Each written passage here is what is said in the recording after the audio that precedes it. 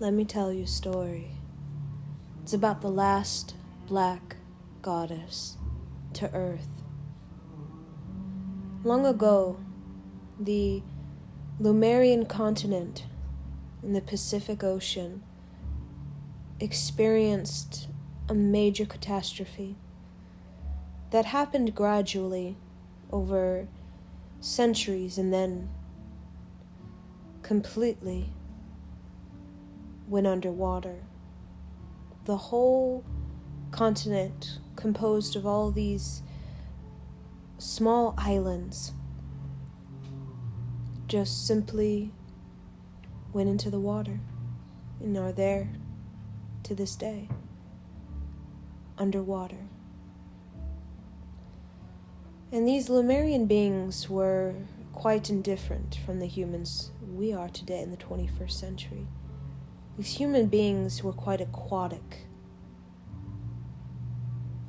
Humans in general are very aquatic, except most have forgotten the ways of the water, have ventured inland and have lost their connection to the deep sea and the ancient past that the goddesses teach.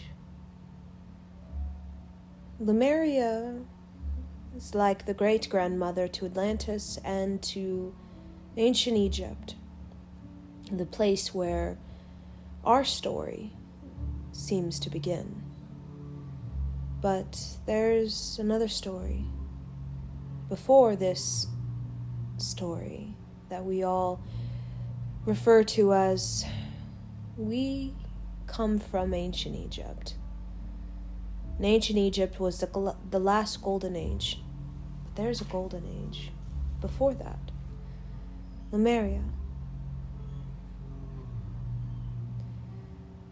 The Lemurians, they traveled to Atlantis in the Atlantic Ocean to live and continue their life, journey, and survive. And over time, over thousands of years, they went to ancient Egypt. And the black goddesses there were quite mystical. There was a bloodline that was the last sort of bloodline of the Lemurian DNA. Because a lot of the Lemurian DNA in Atlantis started to interact with Martian beings arrived in Atlantis from their dying planet Mars, and they came to Earth to survive. And they began to, over time, share their DNA with the Atlanteans, and because the Martians were so overpowering, a lot of the Lemurian DNA was hushed to the point of non-existence. It was removed. And there were a few families, few tribes that still had the strong Lemurian remembrance and DNA. And as Atlantis became ancient Egypt in our time that we know, the Lemurian tribes became quite the elite group in ancient Egypt because they had a very special humanness, we'll say. And that special humanness gave them these gifts, these extraordinary gifts, psychic gifts, and no real other bloodlines had. And with the mixing with the Martians and with Anunnaki, the original human sort of DNA was being distorted and interfered with, was being sort of manipulated.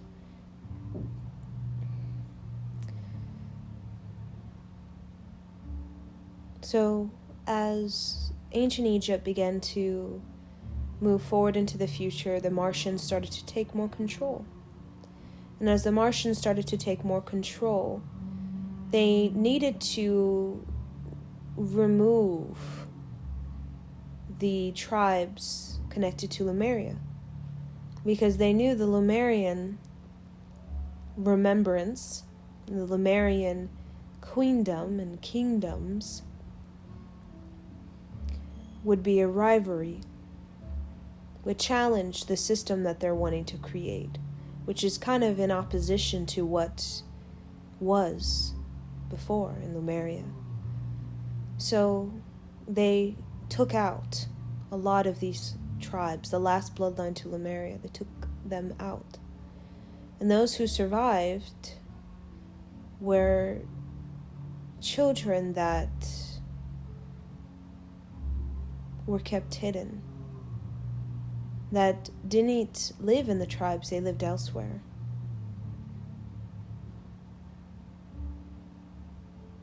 And these few children survived and had their own children and seemed to continue on. And as time went on, ages and errors began, and so much experienced led to what is here now, 21st century.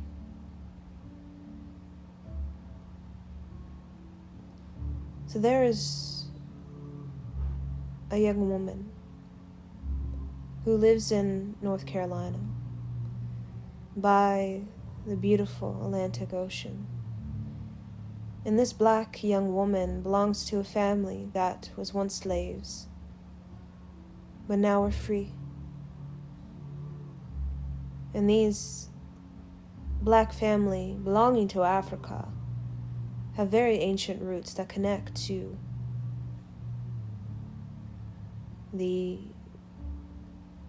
golden age, the last golden age of Earth, that was sort of centered in ancient Egypt, long time ago. And this young woman is in an area that is seeming to be filled with white supremacy and overall patriarchal conditioning that has completely undermined black skin, African American, and most of her power is forgotten or suppressed. But as this young woman connects more with the water, she starts to experience change as she gets older.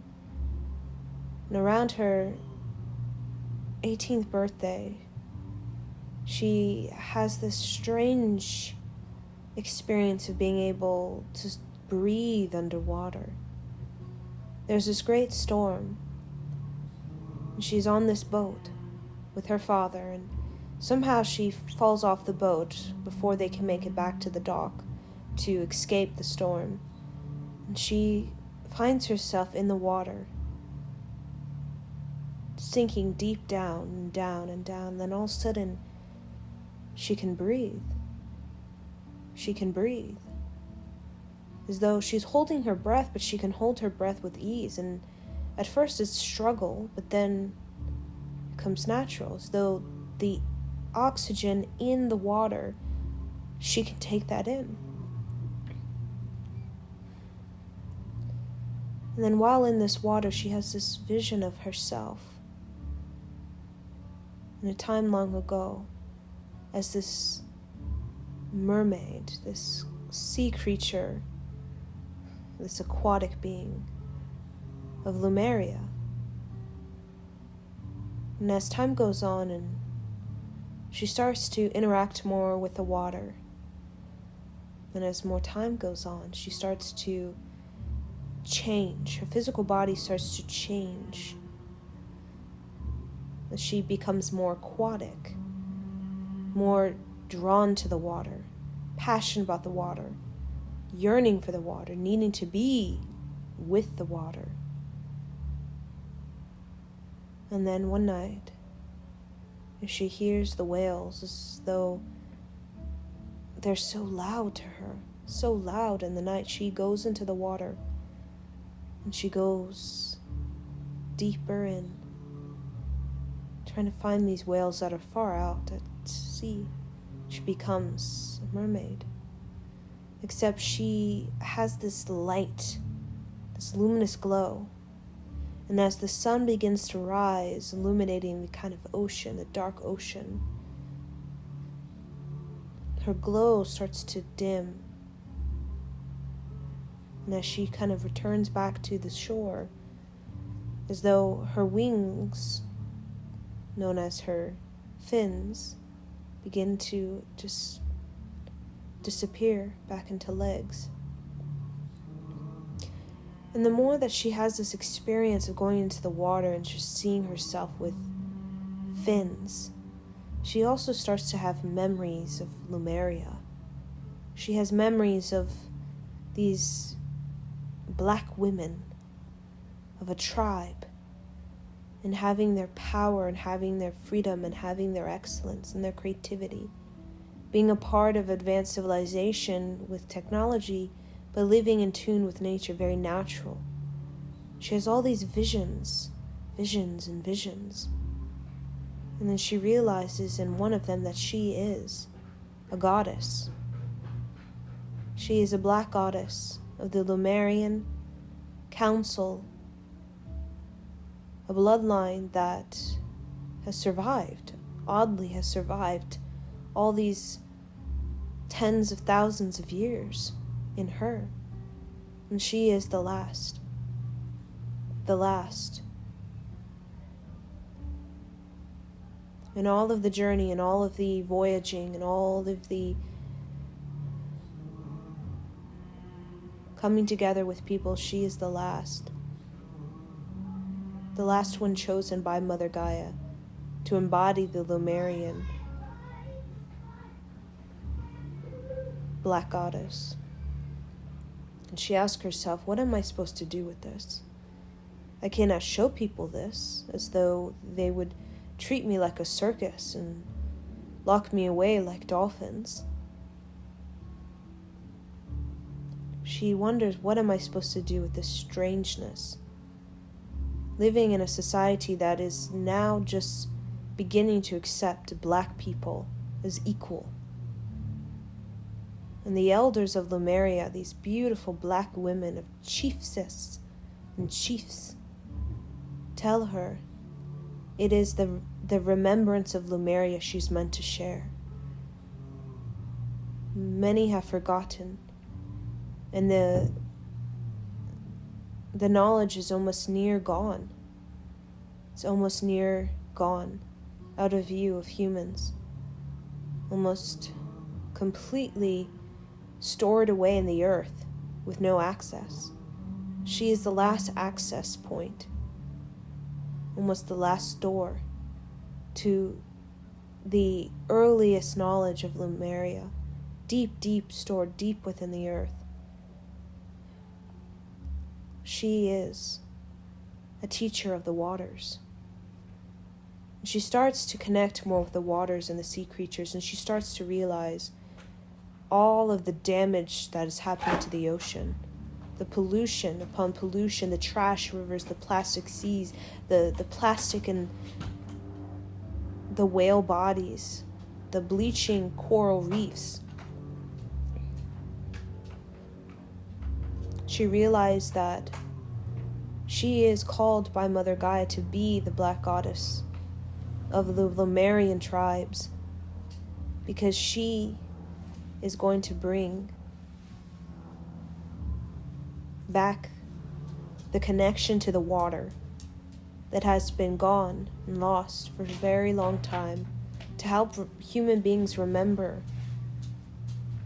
their knowledge of the water. And within the knowledge of the water, she can also give humanity ingenious ideas about how to use the water for energy, renewable energy, even electricity. This kind of technology was used in Atlantis. Water was a primary energy source. Water was seen as a very powerful energy source. Within the water, there's these atoms, these particles that can be harnessed and be used in such energizing ways. And she had all of that remembrance within the black goddess that she is. And what made her very unique is that her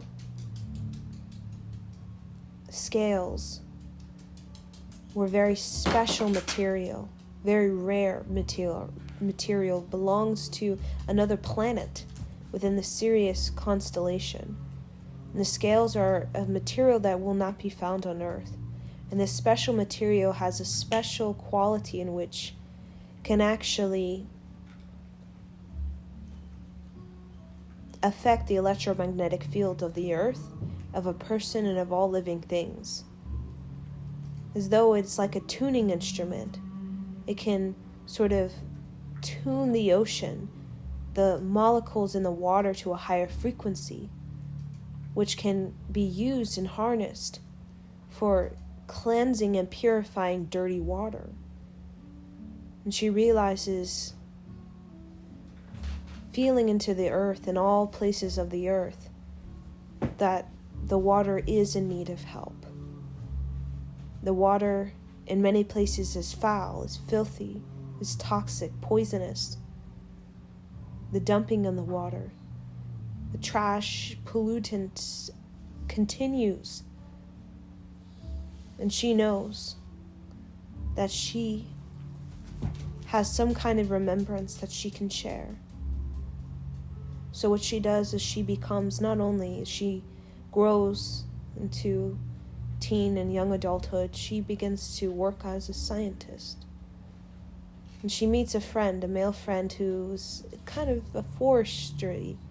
into forestry, and becomes a scientist of the trees. And they begin to combine their skills together. The understanding of the trees and how the trees work is similar to the understanding of the water, how everything is connected and within the water. And it is very synchronicity, they're coming together as though they were led by the ancestors. This beautiful young black woman, this black goddess, and this beautiful Spanish young man join with this great environmental vision that becomes a real awakening for the planet. These two seeming young adults begin to share their unique perspectives on the water, the remembrance of both their sort of ancestors, very royal ancestors, royal to the place of ancient Egypt, even before, royal to the place of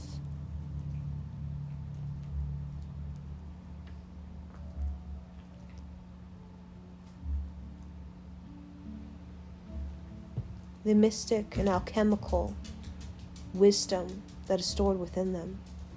Wisdom that is beyond science, has to do with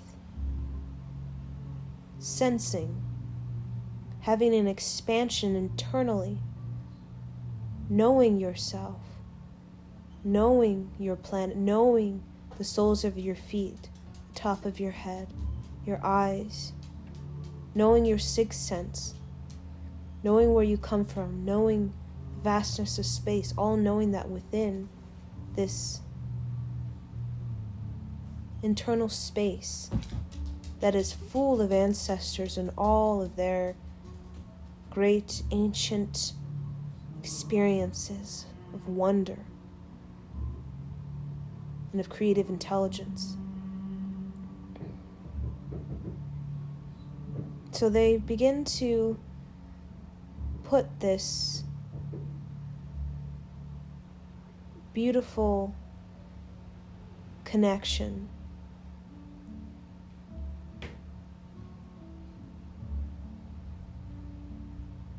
into a story, a simple story, a children's story about a black mermaid with silver scales, with near green hair and shimmering sort of honey gold skin, and how this black goddess belonging to Lemuria had memory to share, the ways of the Lemurians, the technology in the form of connection to the water. And this seeming simple and precious little book would be known in future times, not just as a children's book, would be known as a guide. In the times of awakening, in the times of clearing patriarchal damage and pollution and trauma, this would become a guide to the ocean. A very special script, literature, very special transmission that would set forth humanity's path on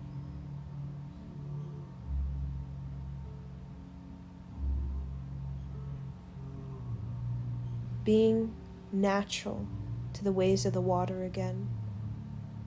Something that has been absent, but yearning to be restored.